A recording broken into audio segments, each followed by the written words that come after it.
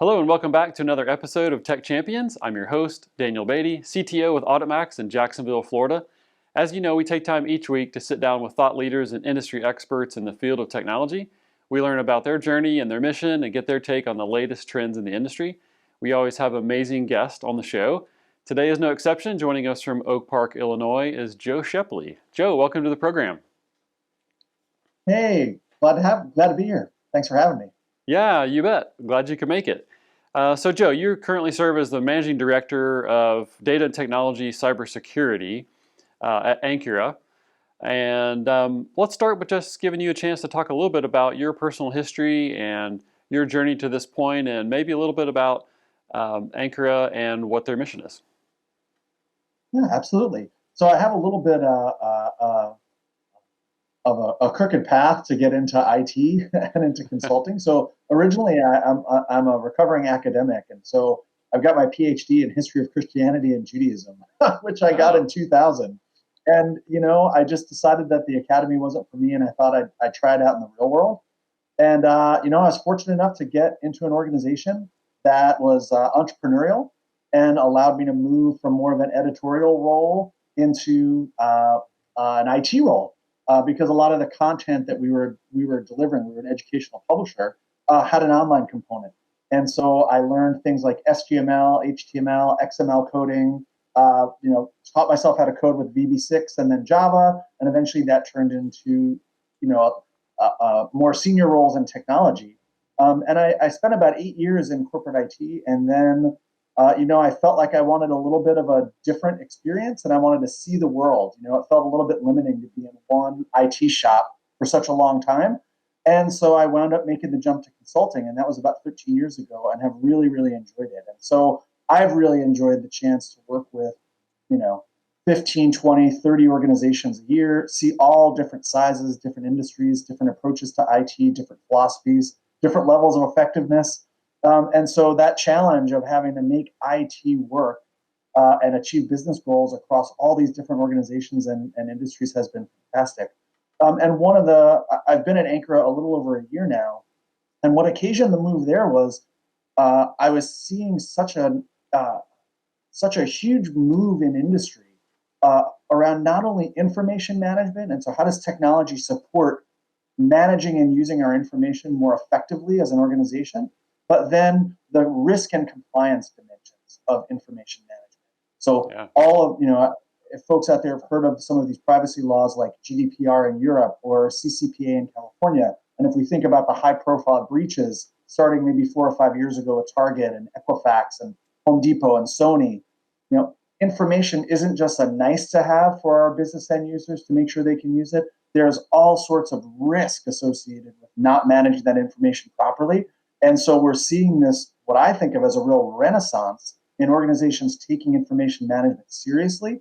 And that is one of the helping organizations quantify, manage, and address risk is one of Ankura's core principles. And so I was excited to get a chance to move here and really help clients tackle those risk-based challenges around information. Gotcha. Yeah, no, that's great. And I love to hear about the journey. When you say crooked, it makes it sound bad. I think it's fun. I think it's great. Yeah. So, and actually, my degree, my college degree is in Christian ministries myself. So we'll have to talk later. That's fantastic. It's funny. It's something I don't do anymore, but you never lose as a hobby, I enjoy it much more than when it was going to be a way to earn. Yeah, absolutely. So, and I want to talk about the information management piece, but before we do that, you mentioned a really interesting project that I'd love to dive into for just a couple minutes. I know you've assisted on hundreds of projects, I'm sure, but this one was for a manufacturing company. Then you were helping them redesign their product development process. And I found that really interesting. Can you talk a little bit about that project for our audience and give us kind of that snapshot of sort of before and after as well? Absolutely. So this is a specialty manufacturer. Very scientific kind of manufacturing process, really, really smart people, lots of engineers, lots of testing, and just to bring one product to market, particularly if they were developing it in conjunction with a B2B partner that they were making the product for, it could be, 2 or 3 years of product development. And they originally came to me because they said, look, we can't find the documentation about products, in the product development process. IT is terrible. Why can't IT give us, at the time it was SharePoint? Why can't they give us SharePoint sites that work? Come on in and fix this IT problem we're having. And we really would love that.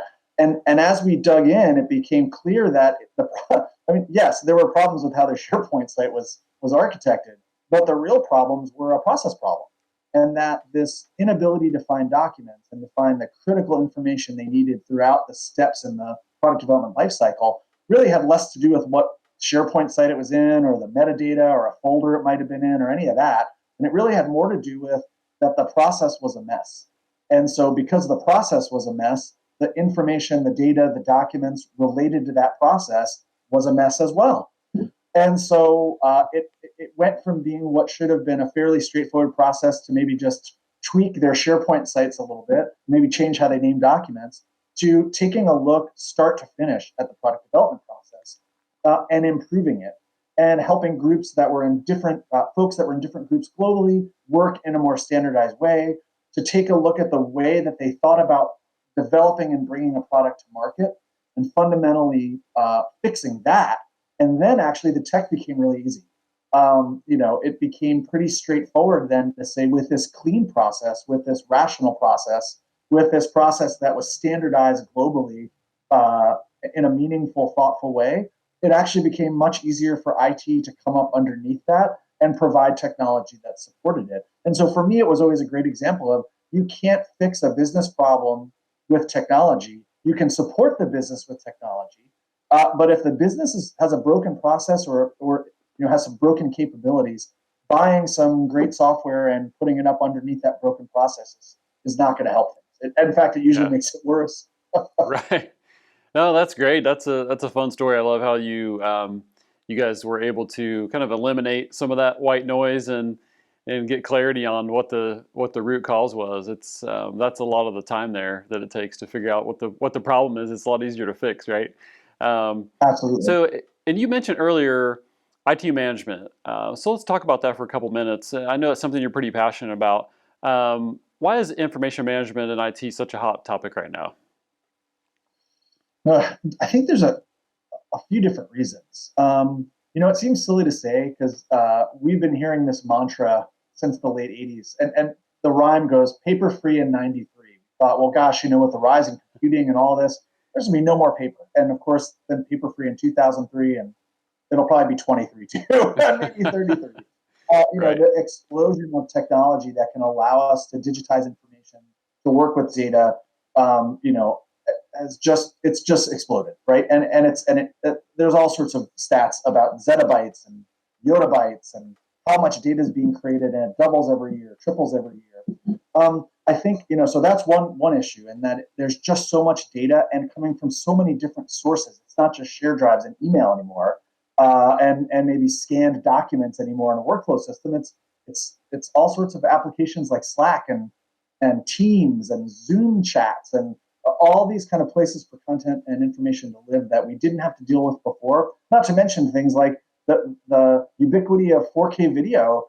Anybody at your organization can buy a 4K GoPro and start filming them doing processes, procedures, inspections, training. And so just the explosion of information has been incredible. So that's one reason. And so technology has to be able to deliver the business the ability to create that information, manage it, and have it have business value. So that's one. And then two, the risk environment has really gotten crazy, whether that's the cyber risk environment, so the threat velocity, the threat surfaces, the range of actors. Just COVID has made it worse, certainly, but the cyber threats to organizations have just been off the charts for the last couple of years.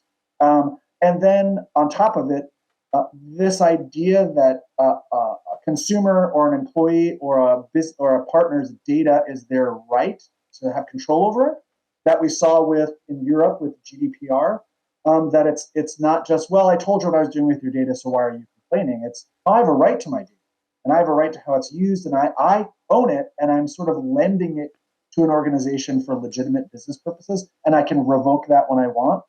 That we've been slower in the United States to adopt that that attitude, but we're here, starting in California, but in other states, and certainly the grumblings you hear about a national level law. In order to do that, these systems that we've built here in the United States to support our businesses really did not have that built in by design. And so at most companies, if a customer wanted you to get rid of every trace of them forever from your systems, it's panic inducing. And then if you said on top of that, make sure you don't break any laws while you're getting rid of that data in case you're supposed to keep it for this or that regulation or standard, and it's paralyzing. So I think for all those reasons, the complexity of information and the volume, the threat levels from bad actors who want to get at our data and compromise it, and then the regulatory environment all come together to make this something that businesses of really any size can't ignore any longer. Right. Yeah. No, it's interesting. You mentioned the social media piece and things like that, just websites in general.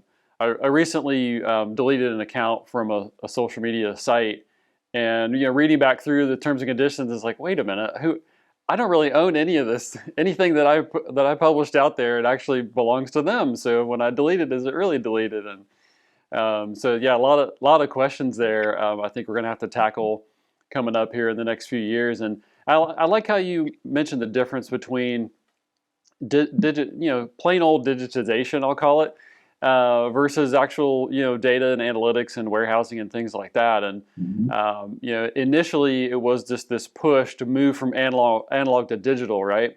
And then right. we were presented with all this information. We've got everything scanned in, and it's all digital now. And so, what do we do with it, right? So, what's the next step? And so that's always very interesting to me to look at the gap there that we're seeing. And I'm wondering, do you have any advice for companies out there that are trying to effort towards information technology and information management that are looking at a project like that? Sure. I think sort of like with the example of the manufacturer, the problem is less digitization, so going from paper to digital, than it is, process transformation. And certainly, not every process needs to be 100% transformed. There are plenty of business processes where if we just made the form a web form, it would be way better. But there are lots of processes where if we just take the paper-based or document-based process we have today and convert that into digital, we've missed an opportunity to meet our customers, to meet our partners, our business stakeholders on a different playing field and transform the experience. And so a good example would be like if I'm a property and casualty insurer and I take claims because someone had a flooded basement, let's say. And typically their basement would flood, they'd call their agent, they'd call me, there'd be paper forms, they'd take photos and get delivered, developed at Walgreens, and then they'd have to send them in, right? All that old process. We say, oh, well, everyone has a phone now, so let's make it digital. And the temptation and what we saw a lot early on, and you still do see it, is they just take that process of sending in documentation to the insurer, digital, and I just do it through my phone. But as an insured and as a customer, my experience has been transformed. And what you're seeing in forward-thinking organizations is to take that process and reimagine it and say, well, when my customer is having a flood in their house, what do they need? Well, the first thing is, wouldn't it be great if we had an app that as a homeowner, I could go, my basement flooded. What should I do? First, how deep is the water? Don't go down in there. I know your GPS location. So here's all the providers that are approved in your area to start getting cleanup started. They know that I've had a flood, so maybe it kicks off a claim automatically, right? So this is a simple example, but instead of looking at digitization as going from paper to digital, look at it as we have a business process that was supported via paper. And if we could support it in different ways, how could we transform that process to take our business to a new level and particularly take our customer experience to a new level? So I find that really, really fascinating.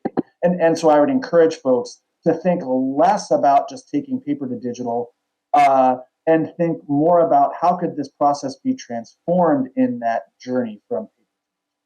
Yeah, I love that. Yeah, take a step back, take the blinders off, and look at the whole, the project as a whole.